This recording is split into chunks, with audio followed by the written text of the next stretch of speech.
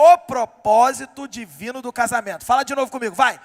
O propósito divino do casamento. Essa palavra divina está aí de propósito. Inclusive, desculpa, perdão, trocadilho. Mas está aí de propósito, por quê? Porque não existe casamento sem se ter o ingrediente divino. Não existe propósito sem que isso não seja divino. Então, nós vamos ver isso aqui em Gênesis. Mas antes, nós temos que fazer aquela nossa breve recapitulação. Mas antes de recapitular, vamos ler o texto. Pode, eu passo, né? Vou passar, passei. Então, Gênesis 2, 18 a 25. Eu leio, os irmãos acompanham. Então o Senhor Deus declarou: não é bom que o homem esteja só. Farei para ele alguém que o auxilie e lhe corresponda. Depois que formou da terra todos os animais do campo e todas as aves do céu, o Senhor Deus os trouxe ao homem para ver como este lhe chamaria. E o nome que o homem desse a cada ser vivo, esse seria o seu nome. Assim, o homem deu nomes a todos os rebanhos domésticos, às aves do céu e a todos os animais selvagens. Todavia, não se encontrou para o homem alguém que o auxiliasse e lhe correspondesse. Então o Senhor Deus fez o homem cair em profundo sono, e enquanto este dormia, tirou-lhe uma das costelas, fechando o lugar com carne. Com a costela que havia tirado do homem, o Senhor Deus fez uma mulher e a trouxe a ele. Disse então o homem: esta sim é osso dos meus ossos e carne da minha carne.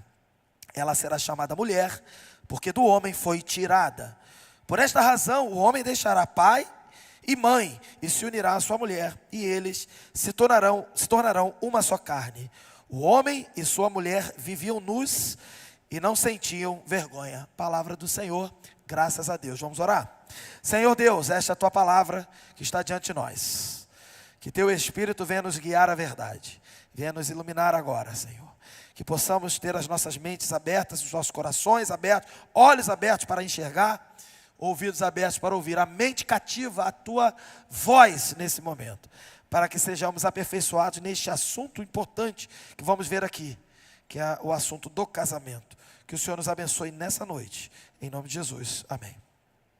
Queridos, nos últimos encontros na nossa série, no princípio Deus, a gente viu algumas coisas. A gente tem contemplado a maravilha de Deus, a gente tem contemplado a majestade do Criador, que está revelando as suas características de poder, de amor, de bondade, de justiça. E a gente tem visto essa revelação que ela é progressiva. A gente vai percebendo, até ali em Gênesis, nós estamos vendo um Deus que é criador, poderoso, amoroso. A gente não sabe direito o nome dele, né? Ali em Gênesis, claro que a gente sabe, né? Mas aí a coisa vai sendo revelada, e você vai vendo capítulo 3, capítulo 4, a revelação da Bíblia é progressiva. E chega no ponto máximo, que é em Jesus. Primeiro sermão, lá no começo da nossa série, a gente já está no 6º sermão. Nesse primeiro sermão a gente viu que Deus é criador, Ele é o fundamento de toda a realidade. No segundo sermão, lá no versículo 3, do capítulo 1 até o 13, a gente viu que Deus cria ordem, propósito, beleza. No terceiro sermão a gente foi continuando vendo a criação, Deus criando todas as coisas. Ali Ele cria a humanidade. E o capítulo 1 é um capítulo mais geral, é um capítulo que mostra mais dentro de uma visão macro, e lembra que eu falei isso? E agora o capítulo 2, de uma visão mais micro, mais dando um zoom no que aconteceu. Mais ou menos ali o capítulo 2, que a gente está estudando, ele mostra o que acontece ali no versículo 26, 27, 28 e outras partes também. E aí a gente viu, então, no final do capítulo 1, que Deus criou o ser humano, a imagem de Deus. Homem e mulher foram chamados para multiplicar, gerar filhos, também a imagem de Deus, filhos que servem a Deus e que deveriam trabalhar, cuidar da criação. A gente viu? Aí a gente viu então no início do capítulo 2 que Deus trabalhou, presta atenção, trabalhou, finalizando a criação e estabelecendo o descanso no 7º dia. Todo mundo pensa que Deus dormiu. Não, Deus trabalhou. Deus trabalhou no 7º dia. Para você lembrar que o 7º dia do ser humano não é para parar, é para trabalhar para Deus, para servir a Deus, é para se dedicar a Deus e descansar em Deus, ok? E aí a gente viu isso, o descanso. Aí no capítulo 2, já no verso 4 até o 17, semana passada, a gente viu a origem do homem, o ambiente que foi criado, como ele foi colocado. É uma região do Éden, né, que a gente falou que tinha 4 rios ali, aquilo ali é mais ou menos hoje no Oriente Médio, ali no Iraque, né? E ali, então, o ser humano foi colocado. É claro que a terra era diferente, não chovia. A gente leu que não chovia. Que as plantas ali, elas eram regadas por um vapor que saía, né, do chão. Que coisa, né, diferente, né? Para a gente entender que a terra era diferente, o ser humano era diferente, suas capacidades biológicas, físicas, mentais até, eram desbloqueados. E depois houve uma mudança que prejudicou, foi o pecado no capítulo 3. A morte que entra no universo. Na lei da física, a gente vai falar um pouco disso no capítulo 3. Ela altera o funcionamento do universo. E a gente tem essa lei evidente até hoje. E os cientistas ficam cabreiros porque não conseguem explicar como que essa lei pode existir, se a teoria deles é totalmente o contrário do que essa lei. Aí eles ficam brigando com a lei está na cara ali deles assim, ó. É a lei da entropia, que depois a gente vai conversar no capítulo 3. A lei da morte. E está lá, eles veem a lei, eles calculam a lei, eles não querem aquela lei, e eles tentam explicar porque aquela lei é o problema. Aquela lei ali não consegue esclarecer as teorias que eles têm, que tudo vem do desorganizado para o organizado, mas não está mais assim, as coisas estão indo para o desorganizado de novo. E a gente vai conversar sobre isso. E aí, chega no versículo 18, onde a gente está, que a gente leu, a gente continua essa narrativa do jardim, do homem que foi colocado no jardim para cultivar e guardar. Ele foi colocado naquele jardim para desenvolver, para ampliar, para multiplicar, para fazer a partir dali crescer e preservar. Essa é a função que foi dada para o ser humano ali, o homem. Só que aí, quando o homem começa a fazer isso, algo acontece. Fica incompleto. Deus diz até assim, não é bom. Há uma constatação. Não é bom. No final do capítulo 1, volta para o capítulo 1. A cada dia da criação, Deus avaliava e dizia que era o quê? Bom. Chegou no final, quando estava tudo pronto, homem, mulher, tudo certo. Deus avaliou e disse que era o quê? Muito bom. Mais do que bom, né? Muito bom. Só que aqui no meio dessa história em que havia só o homem, Deus disse, não é bom. Olha que interessante, não é bom. E a gente vai ver isso aqui agora. A partir dessa constatação, Deus vai preparar o dom mais precioso e íntimo para o ser humano. É a mulher. O homem e a mulher, juntos, companheira e auxiliadora. Esse texto vai revelar a vontade de Deus para a vida humana. Mostrando que o casamento, ele é um presente. Ele é um chamado para refletir o próprio relacionamento de amor que Deus tem, de unidade que Deus tem e de complementaridade que Deus tem nas três pessoas, né? O Deus triuno, nas suas três pessoas, ele tem um relacionamento de amor, unidade e complementaridade. E essa relação do Deus triuno, essa relação é para ser expressa no casamento. E nós vamos ver isso. Então, uma frase que está na tela, que resume um pouco o que a gente está falando, é isso. Deus instituiu o casamento. Se eu parasse só nessa parte, eu já diria para muita gente assim. Tem gente que fala assim, eu não vou casar, porque dá problema. Porque dá muito problema. Meu pai deu problema, minha mãe deu problema, todo mundo deu problema. Aí eu fico pensando, né? O problema é o casamento ou o problema é a pessoa, né? Quando você lembra que Deus instituiu o casamento, você lembra que o problema é Deus? O problema é Deus? Não. O problema é quem? É o ser humano. O ser humano. Mas vamos lá, Deus instituiu o casamento como uma união complementar, então há uma complementaridade que eu falei, exclusiva e permanente. Para quê? Propósito, para quê? Refletir sua imagem e glória. Então quer refletir a glória de Deus? Case. Case. Mas calma, vamos entender tudo isso, tá? Como é que fica quem não casou, pastor? Claro que tem jeito para quem não casou também, tá tudo certo. A gente vai falar sobre isso. Vamos lá. Então, o primeiro ponto que eu queria destacar é no verso 18, que Deus vai constatar Na verdade, entenda o seguinte, Deus não constatou, Deus já estava vendo, já sabia de tudo, mas Ele falou o que Ele já sabia, o que Ele viu, e Ele falou para registro, e ficou registrado para a gente. Constatou o que? A solidão do homem, primeiro ponto aí, ó, solidão do homem. E aí Ele falou, não é bom que o homem esteja só, e quando Ele diz não é bom, é porque falta algo para ficar bom. Não está pronto, não está completo. E aí Ele vai e prepara algo para completar. Ele mesmo diz, né? Farei alguém. Então não farei uma coisa, não farei alguma situação, não. Farei uma pessoa, alguém. Alguém que o auxilie e lhe corresponda. Isso é muito importante. Auxílio e correspondência. Auxílio significa ser igual. Correspondência significa ser diferente. Entendeu? É alguém que vai fazer o que ele faz, mas também vai fazer o que ele não faz. Vai ser igual em muitas coisas e vai ser diferente em muitas outras. Então a solidão do homem, ela vai dar um contraste. Lembra que a gente estava falando no capítulo 1, ali não mostrou a solidão do homem. No capítulo 2 está mostrando. No capítulo 1 a gente viu o ritmo de Deus perfeito, harmonioso. E a gente falando assim, nós temos que viver nesse ritmo, entrar nesse ritmo de Deus. Quem está no ritmo de Deus, está vivendo bem. E aí de repente aqui, nesse momento, vamos dizer assim, nesse interlúdio entre a criação do homem e a criação da mulher, há uma falta de ritmo. Há uma incompletude no ritmo. O que a gente vê aqui, quebra de ritmo.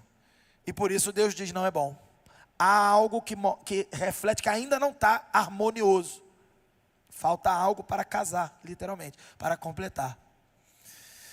Então ele reconhece que o ser humano, criado ali, no caso o homem original, o nome Adão aparece, né, várias vezes, a gente chama de homem, porque a tradução correta é homem. Homem e humanidade. Mas a gente chama também como Adão, porque a palavra original no hebraico, em muitos momentos ali aparece como Adão. Então esse homem Adão, Deus então mostra, lhe revela, constata, e a gente percebe que esse homem sozinho, ele não consegue cumprir com o propósito pelo qual ele foi criado e planejado. Quer saber quando foi o planejamento? Só lê o versículo 26 do capítulo 1. Ali Deus falou, façamos o homem a nossa imagem conforme a nossa semelhança, e domine ele sobre os peixes do mar, as aves do céu, sobre a criação. Então ali o domine é o trabalho. Veja, como o homem poderia dominar de forma completa, perfeita. Parecia que se só criasse ele daria certo, mas não daria. Faltava. E aí no versículo 27, Deus cria homem e mulher, que é o que vai acontecer agora aqui. Cria homem e mulher. E quando os dois estão criados, Deus vai e diz para os dois assim, sejam férteis, multipliquem, encham a terra e subjuguem, dominem.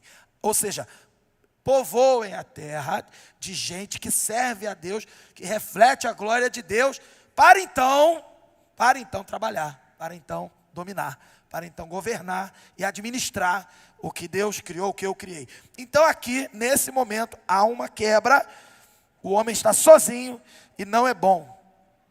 Hernandes Dias Lopes vai dizer assim, Deus não fez a mulher do pé de Adão, para que ele a pisasse, nem da cabeça, para que ela o dominasse, mas do lado, para que andasse ao seu lado e fosse amada. Deus falou, preciso de alguém que tivesse uma lateralidade com o homem. Está vendo aquela história que falam que a Bíblia é machista, por causa da submissão? Aqui ó, lateralidade. A submissão é lateral, porque ela é a submissão a Deus. E nesta submissão a Deus vai haver uma responsabilidade, papéis diferentes, e aí a gente submete aqui, ó. Se submete aqui, se submetendo à responsabilidade de cada um. Então veja o 2. O homem vai servir a Deus e a criação. Repara só. Deus falou que não era bom ele sozinho. É muito cuidado, porque o homem ele não estava assim, igual cena de filme romântico, ele andando sozinho, ai coitado. Ah lá, caralho, com dor no coração, sentindo falta de alguém, coitado, está sozinho. Gente, não é isso. Casamento não é sair dessa solidão. Se você está se sentindo assim, não é isso que estava acontecendo com Adão. Tá? E se você quer casar para sair dessa solidão, está errado, porque não era isso que está acontecendo com Adão aqui. Quer sair dessa solidão? Eu te dou uma dica: arruma um cachorro, é muito melhor. Arruma um pet, um gato. Eu não gosto de gato não, mas tu gosta. Arruma um pet que vai dar mais certo do que tu arrumar um casamento, tá certo? Aqui a solidão era outra, era propósito, cumprir o propósito de Deus. Veja, olha o que acontece. A gente já leu. O homem está servindo a Deus. A Bíblia aqui, o texto vai dizendo que Deus, depois que Deus formou a terra e os animais do campo, as aves do céu, Deus trouxe os animais, tudo que Ele criou, Ele apresentou ao homem, que era a autoridade, o responsável, o prefeito, o administrador, o vice-deus, o governante ali, que deveria cuidar daquilo que Deus criou. Ele apresenta para o homem dar nome. E você sabe que dar nome significa autoridade, poder, né? E aí o homem foi dando nome ali, a ideia é essa. E aqui diz o texto no versículo 20, assim o homem deu nomes a todos os rebanhos domésticos, sabe? Aí vai falando que ele deu nome. Só que ele fez o que Deus mandou ele fazer, e qual era o papel dele fazer. Começou a cuidar da criação. Mas o texto vai dizer, de novo, todavia. O que é todavia? Todavia é uma adversidade, é uma coisa ruim, uma contrariedade, né? Aí, todavia, não se encontrou para o homem alguém que o auxiliasse, lhe correspondesse. Então, ou seja, incompleto. Ele cumpria parcialmente. Faltava alguém, que Deus já tinha dito que ia fazer alguém, que ia criar alguém. Então Deus faz tudo isso, percebe tudo isso, permite o homem perceber que ele sozinho não consegue cumprir. Isso é interessante, é um processo que Deus faz ali com o homem. Ele não percebe, ele não consegue e percebe que precisa de algo. Ele não sabe o que é, porque não tinha sido criado ainda. Ele não sabe, mas está faltando. Essa é a ideia. Ele sente falta. Pastor, o texto está falando que ele sente falta? Não, o texto está falando que faltava. A gente consegue compreender pelo contexto que quem sentia falta era o homem. Deus não ia sentir falta, Deus estava criando. Deus sabia a hora de criar e de não criar. Mas o homem estava fazendo e estava incompleto. Gente, não é simplesmente alguém que varre e precisa de mais alguém para varrer, não. Não é isso, não. Não é só gente para força braçal, não. É uma totalidade de coisas. Para se relacionar com Deus, para cumprir o propósito com Deus, para agradar a Deus, para cultuar a Deus. Faltava alguém. E aí vem o terceiro ponto, a criação da mulher. E aí a gente leu, né? No verso 21, 22, Deus fez o homem dormir num sono profundo. Se você quiser fazer uma correlação, dá até para fazer. De repente, pode ser que tenha sido uma anestesia geral, equivalente. Pode ser que tirou da costela, então pode ser que tenha feito um trabalho de clonagem, células-tronco. Pode ser. Estou dando só uma pegada científica, apenas para você ver que isso não é conto de fada. Não é conto de fada. O mais conto de fada aqui é a gente, tentando explicar. Porque quando a gente tenta dizer que Deus não existe, que existe uma outra forma de dizer de onde veio o homem, aí é conto de fada. Aí é conto de fada. Porque tu tem que dar uma volta muito grande para tentar explicar. Agora, se explicar o que Deus fez, é muito simples. Botou o homem para dormir, anestesia geral, tirou do lado, daqui da parte do tronco, aqui da costela. Todo mundo sabe já que tem trabalho com célula-tronco, coisa do tipo. Então não tem problema nenhum. A gente consegue explicar muita coisa ou ver uma correlação. O que falta é boa vontade, né? Boa vontade para entender o texto, né? E aí, então, a gente vê aqui uma delicadeza da parte de Deus, né? Delicadeza e um propósito. Deus, ele faz o primeiro milagre cirúrgico, né? Vamos dizer assim, da história. E é interessante que é um primeiro ato de amor matrimonial, né? Deus vai, por amor ao homem, estabelecer ali uma mulher, criar a mulher e preparar essa ideia que a gente chama hoje de casamento. E então a mulher é formada da mesma substância, porque ela é igual nesse sentido, é a mesma substância do homem, imagem e semelhança de Deus, inteligência, capacidades. Então ela tem dignidade igual, a gente chama de igualdade ontológica, e ela é criada a partir do homem, ou seja, correspondência, e para ele, auxílio. A gente falou alguém que auxilie e corresponda. A partir dele, correspondência, e para ele, auxílio. Isso vai revelar o quê? A tal, que eu já estava falando aqui, da complementaridade. E aí, de repente, que depois que Deus cria, Deus, diz o texto, Deus a trouxe, Deus leva, no caso, apresenta ao homem. E quando Deus, então, apresenta a mulher ao homem, é o primeiro casamento. É a primeira cerimônia de casamento, vamos dizer assim. Interessante, primeiro casamento da história, quem celebrou foi o próprio Deus. Se você acha que casamento é ruim, é porque tu não entendeu ainda. É porque tu não entendeu ainda. O primeiro casamento da história, quem celebrou foi Deus. E o último casamento da história, quem vai celebrar é Deus, Cristo e a igreja. Carlos Oswaldo Cardoso Pinto destaca que o casamento não é uma invenção humana, mas é uma instituição divina, criada para o bem do homem e para a glória de Deus. Não é bom que o homem esteja só. Então criou a mulher, vai passar a ser muito bom. Glória de Deus. Para o bem da humanidade, da criação e para a glória de Deus. Pastor, mas ainda não entendi muito bem. Você vai entender já já, porque agora eu estou explicando como as coisas aconteceram. Mas ali no verso 24, que a gente vai chegar, a gente vai ver como é que funciona bem essa ideia de casamento. Mas olha o verso 3. Como é que o homem reage? Perdão, verso 3 não, verso 23. Olha o item 4 aí. O reconhecimento e alegria do homem. Verso 23. Ele disse, quando Deus apresenta a mulher para ele, ele diz, uma das frases mais lindas da Bíblia. O pessoal fica inventando de fazer voto em casamento, sai cada pérola, né? A gente tenta evitar para não vir tanta pérola na hora, né? A gente pede para revisar e tal. Mas tem uns que não revisam, sai cada pérola. Gente, não tem o que inventar. Aqui, eu vou dar uma dica, ó. Esta sim é osso dos meus ossos e carne da minha carne. Ela será chamada mulher, porque do homem foi tirada. Eu já expliquei isso para algumas pessoas, mas eu vou repetir, porque eu estou nesse sermão, tenho que repetir. As palavras que aparecem aqui, homem não é Adão, tá? E mulher não é fêmea e macho e fêmea que aparece lá no 28 do capítulo 1, não. É uma outra palavra, a palavra ish e chá. Ish para homem e chá para mulher. Ish significa também homem, macho, masculino, sim. Ser humano masculino, humanidade masculino. E chá significa ser humano, humanidade feminina. Então eu vou ler de novo esse texto, substituindo os termos. Você vai ver que faz mais sentido. Então disse o Ish, o homem. Esta sim é osso dos meus ossos e carne da minha carne. Ela será chamada Ishá. Porque do Ish foi tirada. Faz sentido, não faz? Percebeu a delicadeza? O Ish sabe que ela é uma Ishá, né? O Ish sabe que ela tem Ish também. Só que ela não é Ish, ela é Ishá. Ela é mulher. Ela não é homem. Entendeu?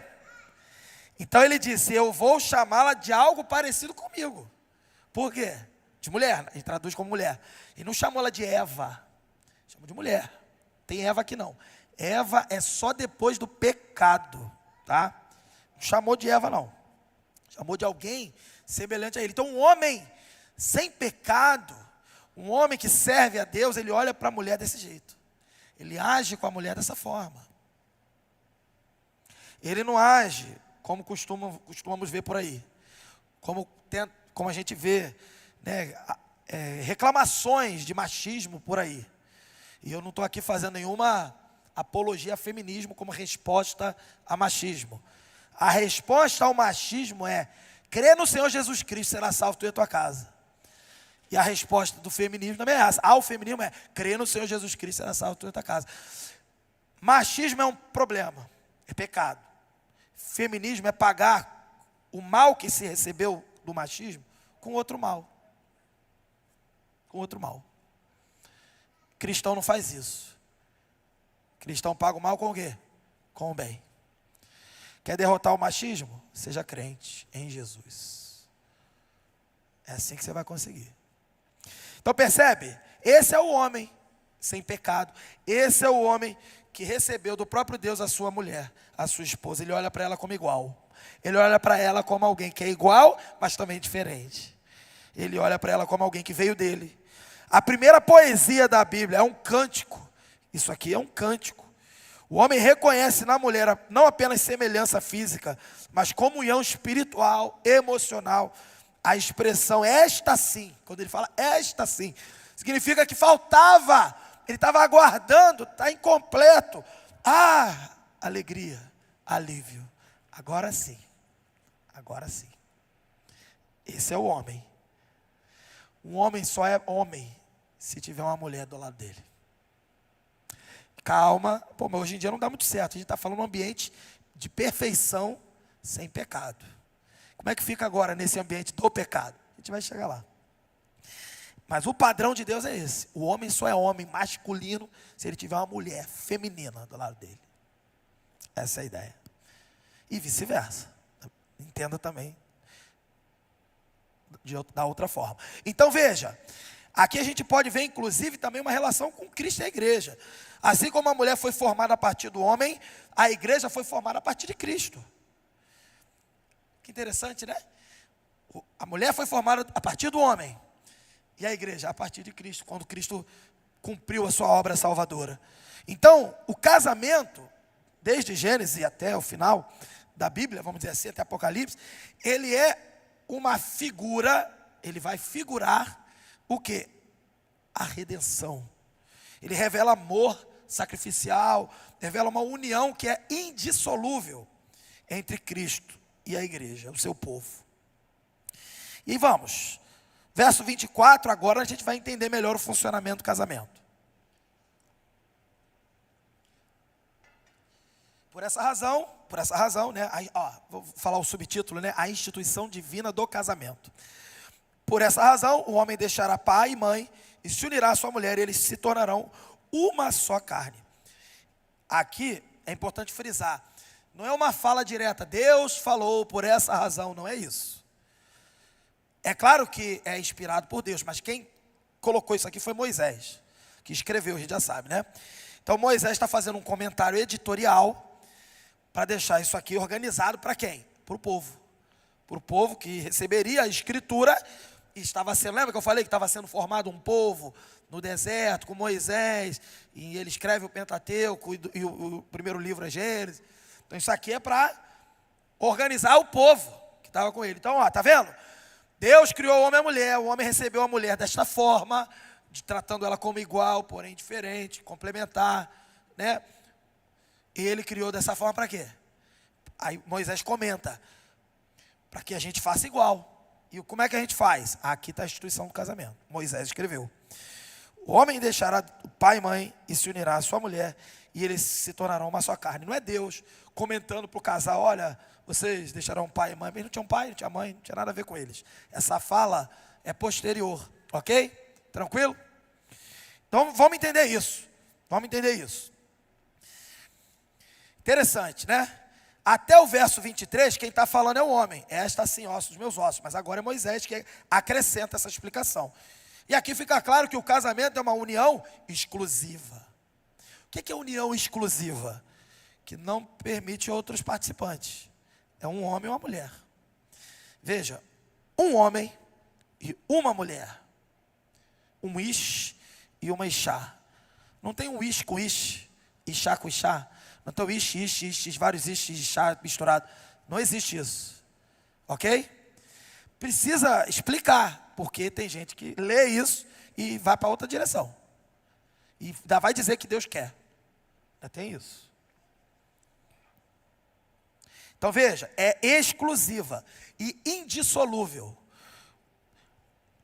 Como é que a gente sabe que é indissolúvel? Porque a partir desse texto em diante, por toda a Bíblia, não há autorização para cancelar o que Deus uniu. E Jesus, lá em Mateus 19, 4, 5, 6, ele está falando sobre casamento, sobre divórcio, fala da lei de Moisés, que tinha o divórcio, mas era uma questão social, e Deus, em vez dele falar da lei, ele volta para a gente, como é que era lá em Gênesis? Quando ele é perguntado, e ele cita tudo isso aqui, E ele chega e faz uma conclusão assim, ó, portanto que Deus uniu, o que ele fala? Não separe o homem.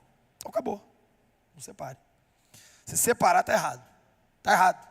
Ah, mas vai ter vezes que vai precisar separar. Olha, só se for em caso de vida ou morte. Jesus falou a questão também da imoralidade, mas eu não vou adentrar nessa direção, porque isso é lá na classe certo ou errado. O João e o Marcos vão tirar essas dúvidas lá, está prontinho lá para vocês. 2 aulas sobre casamento, divórcio e novo casamento. Mas, vale frisar isso, não é para separar. Toda separação tem a ver com uma quebra do que Deus fez e tem a ver com pecado. Na verdade, se separa apenas aqui humanamente, mas aos olhos de Deus não separa, nunca separa, só separa quando morre. Só que aqui é uma outra realidade, porque aqui não haveria separação, porque não morreriam, não é verdade, queridos? Não tinha pecado, eles não morreriam, então não haveria separação, ok? Então vamos lá. Então, o princípio teológico do casamento é esse aqui, ó. Primeiro, deixar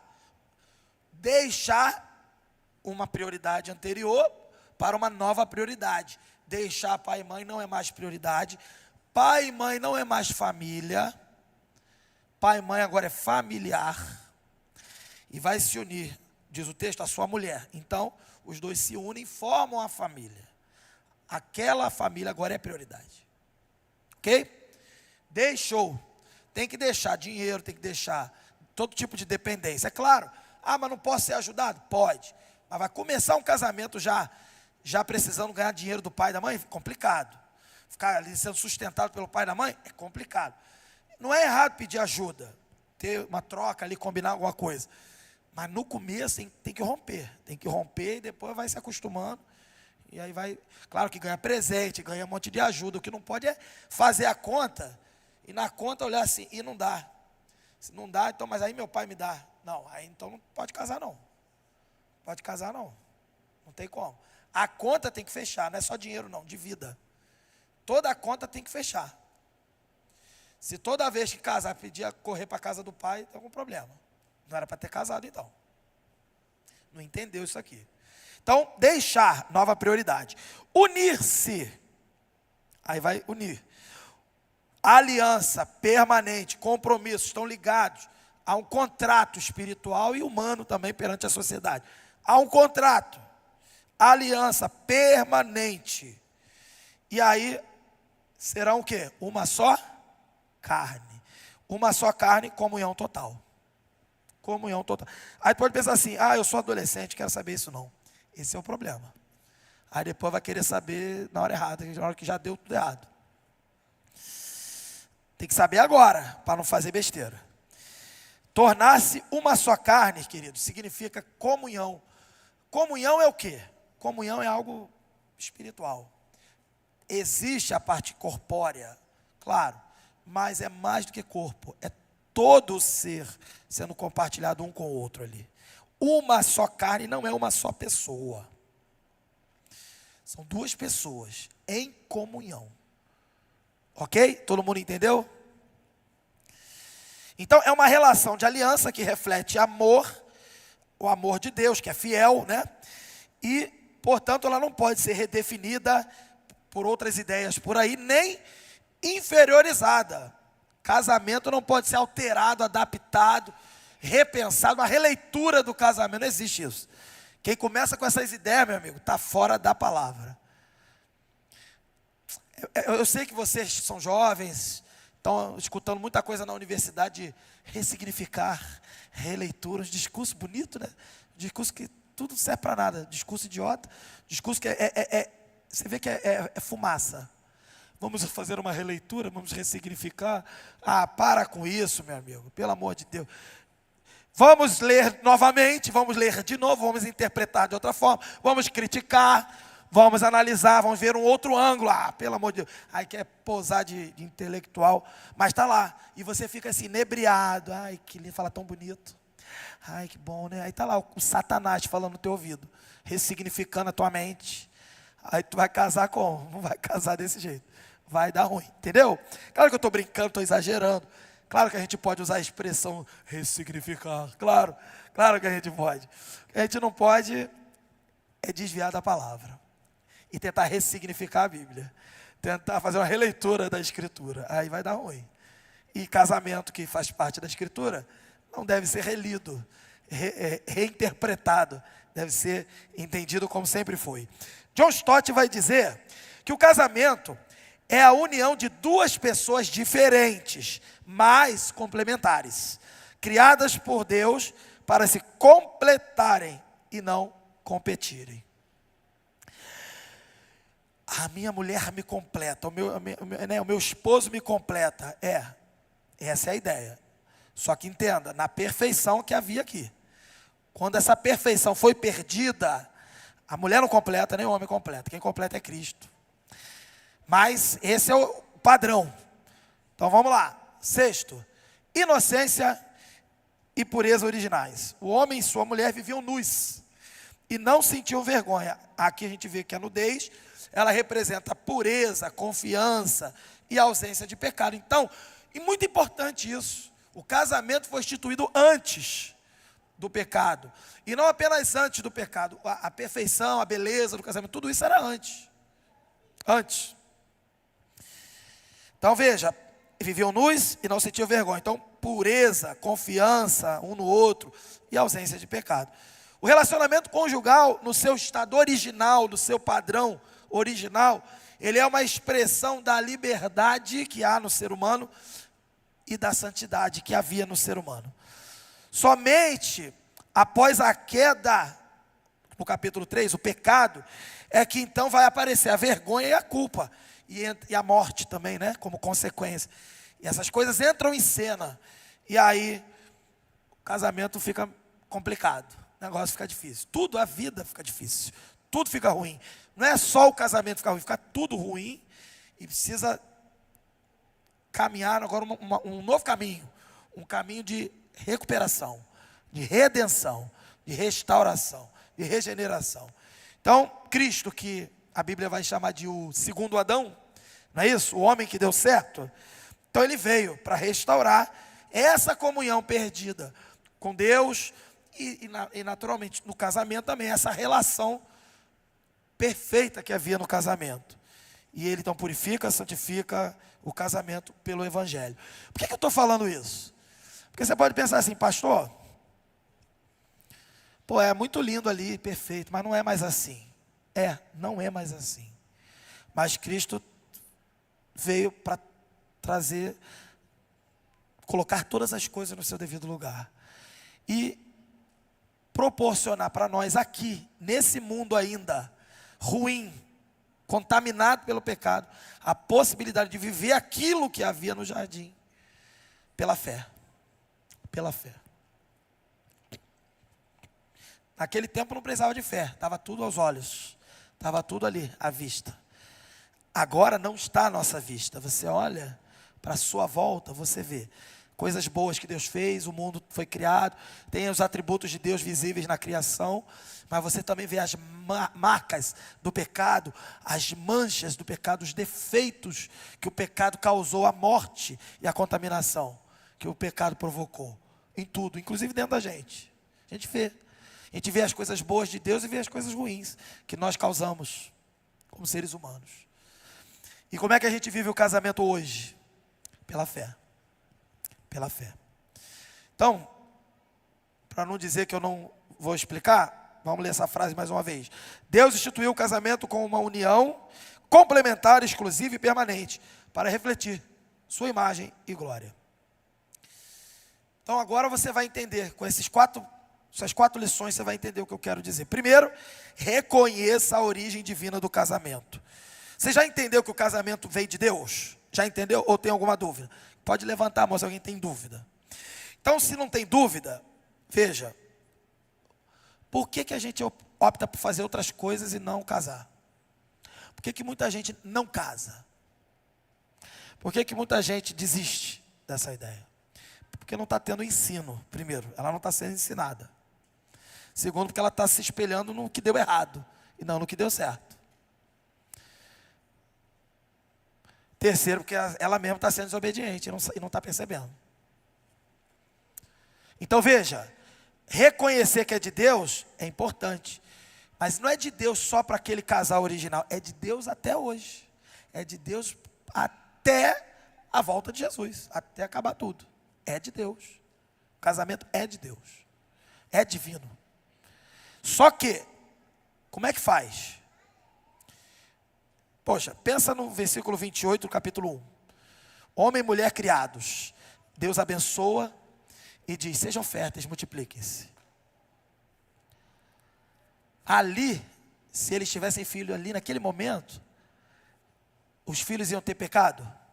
Não, porque não tinha pecado.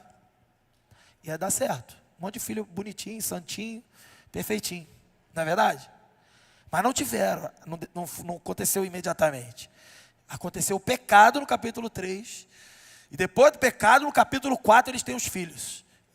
Aí dá tudo errado, né? Caim, Abel, um monte de coisa, né, que a gente vai ver. Como é que faz então? Como é que faz para cumprir aquele padrão anterior do pecado? Em Jesus. Como que a gente cumpre em Jesus? Você, eu, todos nós temos que ser regenerados em Jesus. Novas criaturas em Jesus. Temos que ter, o que a Bíblia nos mostra, e que a teologia explica também, a nossa imagem e semelhança de Deus interna restaurada, recuperada.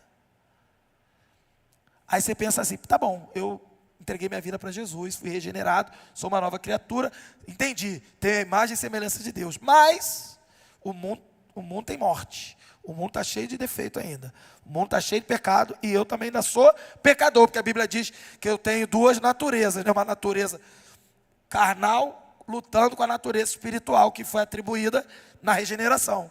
Então, como é que eu vivo? Não é igual ao jardim, mas não é mesmo, não é. Sabe quando vai ser, vamos dizer assim, vou recuperar tudo como era antes? Quando Jesus voltar. Aí beleza, vai recuperar, só que quando Jesus voltar, ele mesmo disse, não haverá mais casamento. Quem viveu, viveu, quem nasceu, nasceu. Não nasce mais ninguém. Então não tem mais casamento. Então o casamento é para agora. Só que agora a gente está vivendo num ambiente hostil, contaminado pelo pecado. Como é que faz? Com Jesus. Com Jesus. Então como é que é, pastor? Com Jesus, eu passo a viver com uma pessoa que obedece a Jesus, que obedece a Deus, que ouve a voz do Espírito Santo, que me santifico, e caso com uma pessoa que também está nessa mesma luta, nessa mesma busca, e juntos nós vamos cumprir o que foi apresentado no jardim. É isso aí. Pela fé. Pela fé. É pela fé. E aí a gente expressa isso na vida do dia a dia, em todas as áreas da vida, sendo santo, servindo a Deus. Só que é interessante, né? Tem que ter filho, né? Multipliquem-se, encham, subjuguem, até vão ter filho. Que filho que vai nascer? O mesmo ruinzinho que nasceu lá com Adão e Eva. Pecador, não é isso? E aí o que você tem que fazer? Para essa geração que está nascendo aí, através de você? Regeneração. Você não tem que pensar no primeiro, qual vai ser o hospital que vai nascer, ainda que tenha que pensar nisso. Qual é o melhor médico? Você tem que pensar, como eu vou fazer para esse pecador que está vindo ser regenerado? E a gente cumpriu o propósito do casamento. E ele passar adiante para as próximas gerações também, recebendo o Evangelho. Recebendo o Evangelho. Pastor, deixa eu ver se eu entendi. Você está dizendo, pastor, que só quem pode viver a plenitude do casamento é quem tem Jesus? É quem tem Jesus. E quem não tem Jesus? Não pode. Não pode.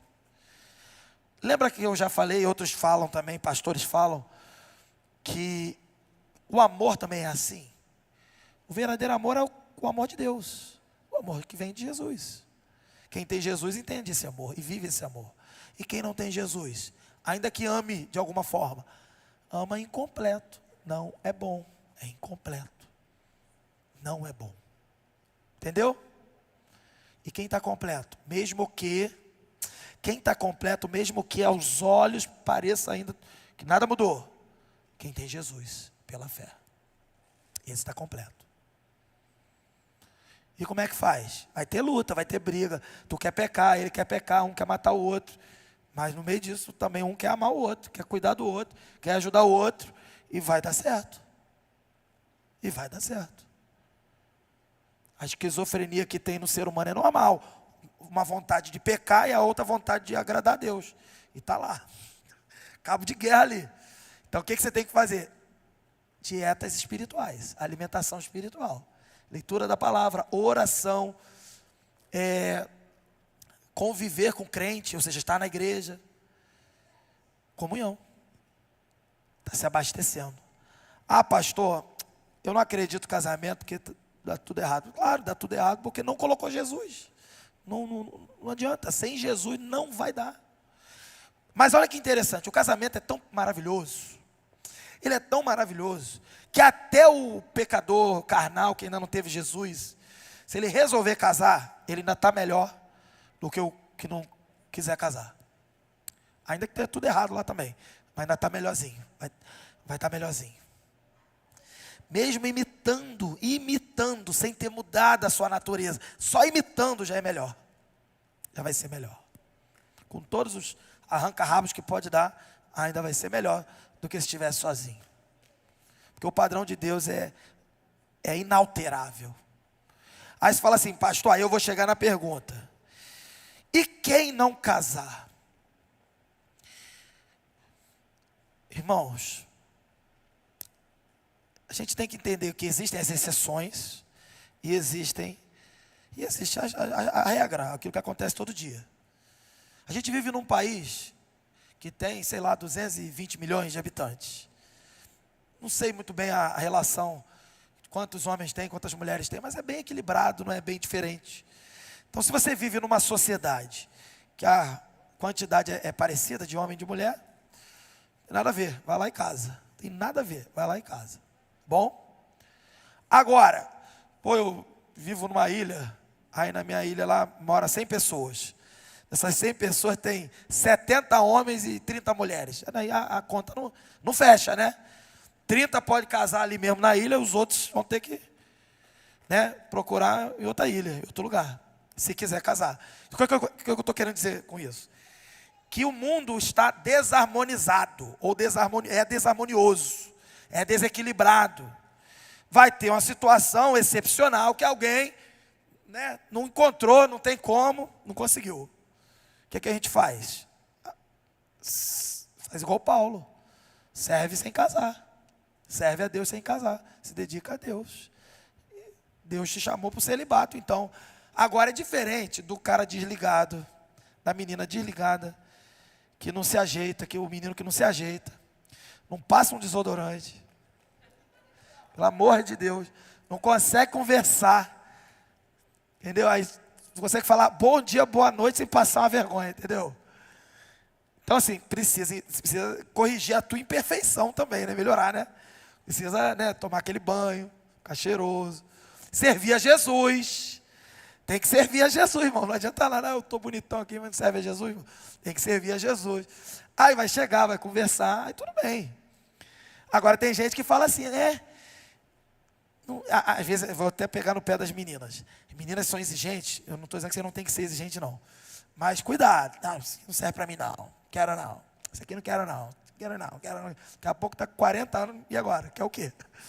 É de querer o que tiver ali, que sobrou ali, do refúgio, do que deu ali. Eu estou falando sério. Então, cuidado. Cuidado, tem que ter intenção, tem que ter intencionalidade. As meninas, os meninos também.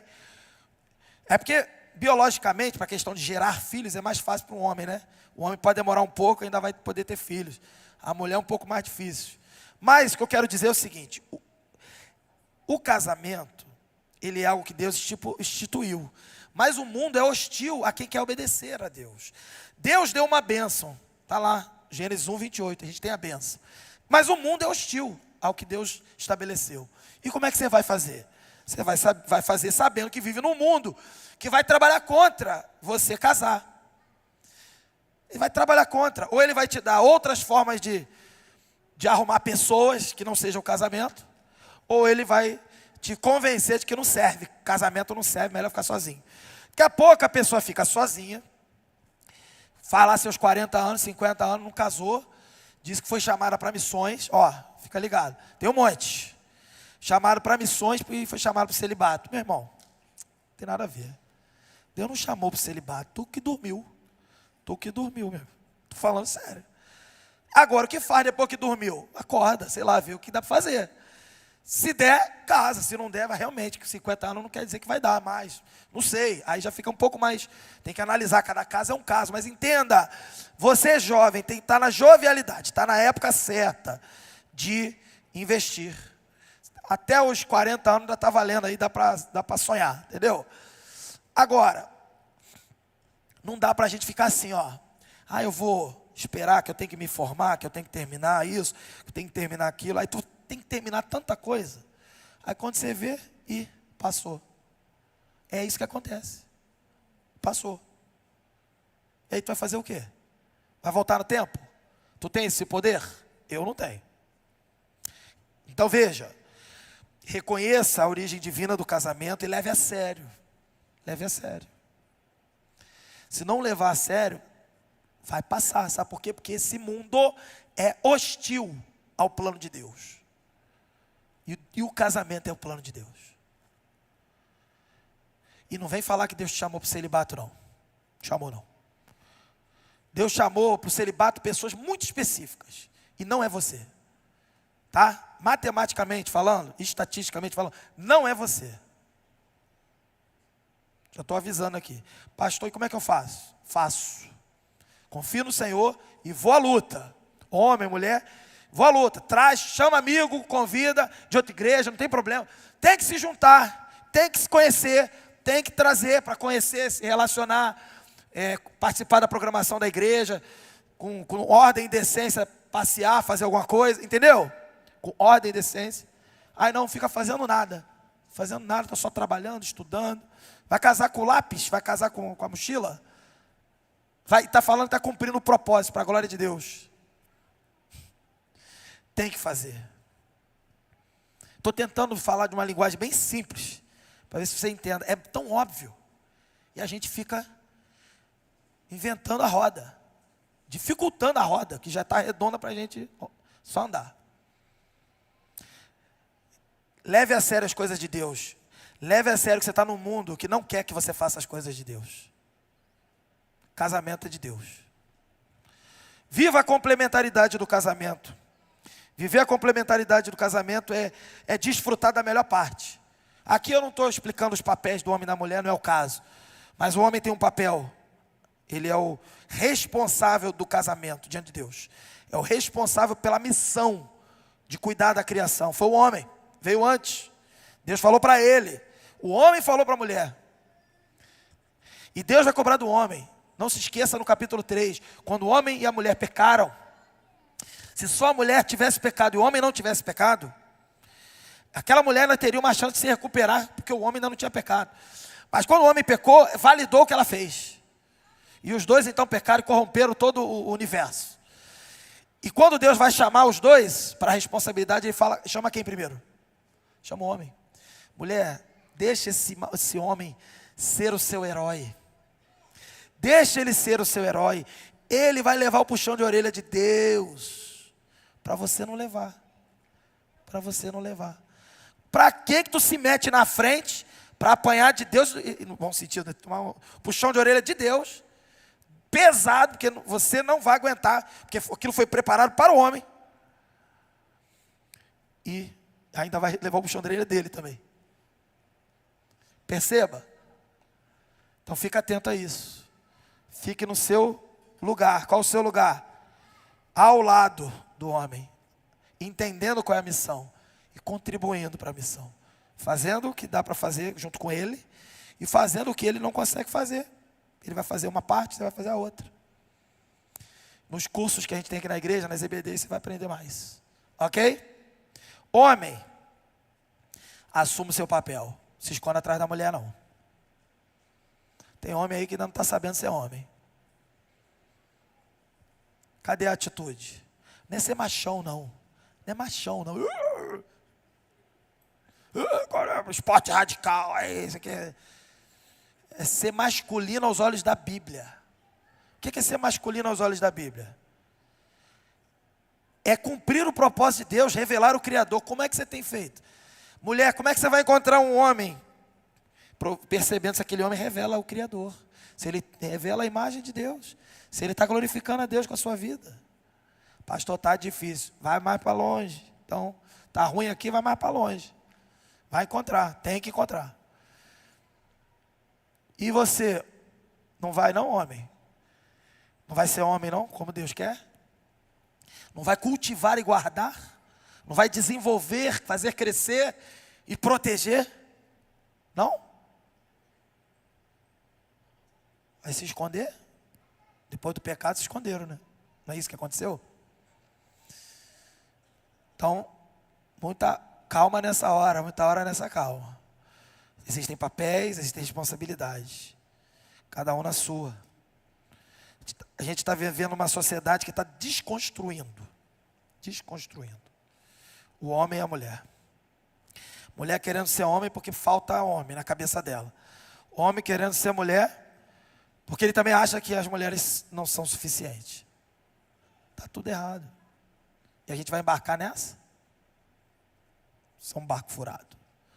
O casamento, número 3, é uma aliança permanente. Isso não é furada. Isso é algo para sempre. Na verdade, até que a morte separe.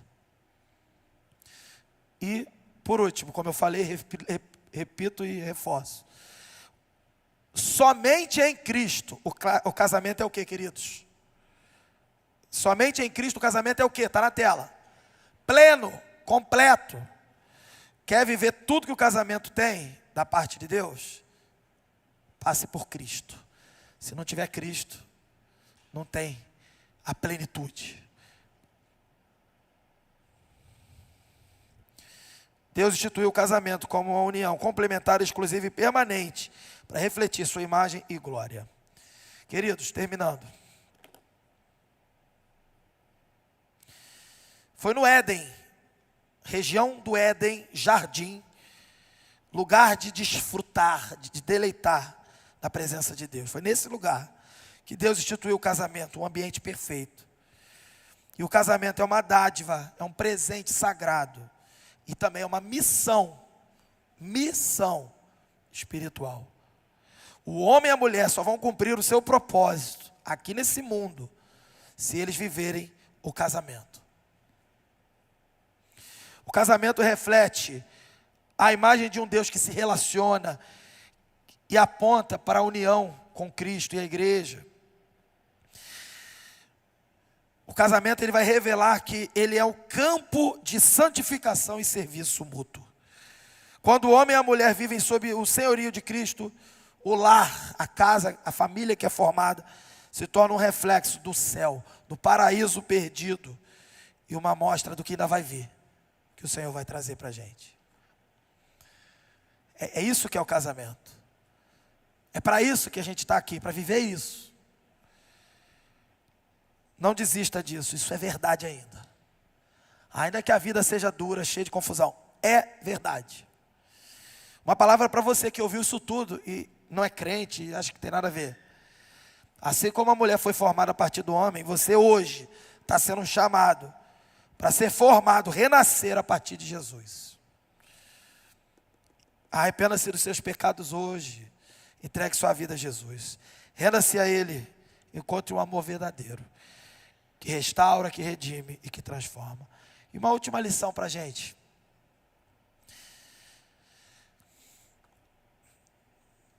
Com tudo que você ouviu, o que você vai fazer? Sabe o que você tem que fazer? Reafirmar. Reconfigurar. Reforçar totalmente aquilo que estava frouxo, que estava abandonado. Os sonhos que ficaram perdidos, largados. Estou com medo de não viver isso. Em Cristo você vai viver. Reafirme sua aliança com Deus. Reafirme sua aliança se você já tem alguém, com seu cônjuge. Se você não tem, reafirme sua aliança com Deus e diga assim, eu confio que o Senhor tem uma pessoa para mim. Mas ela não vai vir do além não, você tem que ir atrás. Esse mundo não vai te dar. O mundo não vai te dar uma pessoa. O mundo vai te dar uma tranqueira. O mundo vai te dar um encosto. Tem que procurar, tem que buscar no Senhor. Quem quiser detalhes, me chama para o gabinete, eu dou detalhe, característica específica que você vai procurar. Tá bom? Dou o mapa da mina para você. Queridos, o casamento instituído no Éden, ele é redimido na cruz, não se esqueça disso. O que foi feito no Éden é para hoje, porque Jesus falou que é para hoje, e ele redimiu tudo isso na cruz. É uma história maravilhosa, gloriosa, que começa no jardim da criação e termina na glória com o Senhor. No jardim, Deus uniu homem e mulher para que eles fossem, nós também neles, fôssemos reflexos do amor que ele tem com o ser humano, com a sua criação.